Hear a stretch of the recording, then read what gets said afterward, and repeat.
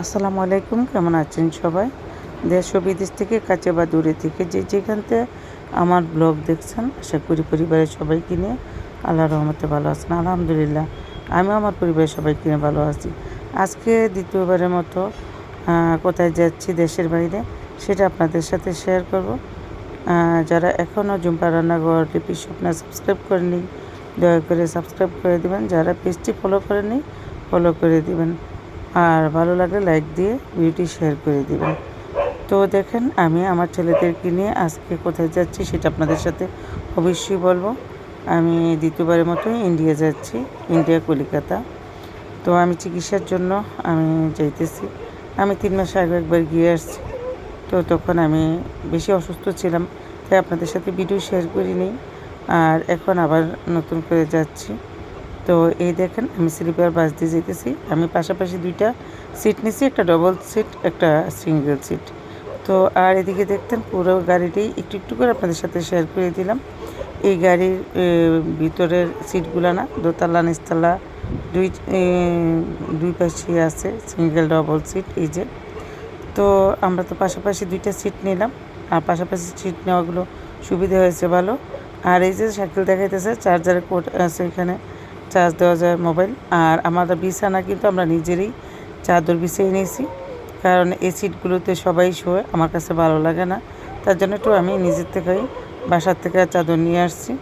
তো মানে যে চাদরটা বিছিয়ে নিয়েছি, আমার কাছে একটু আলাদা থাকতে ভালো লাগে।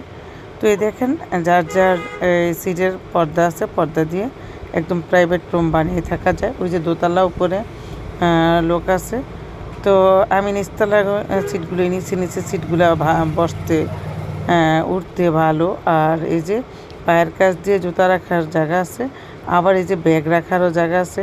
সিটগুলো অনেকটা লম্বা, তো শোয়ার পর অনেকটা জায়গা থাকে, ওই জায়গাটার ভিতরেই ব্যাগগুলো রাখা যায়। আর আমরা কিন্তু তো বক্সে ব্যাগ দিয়ে দিছি, যেটা মোটা ভারী ব্যাগ।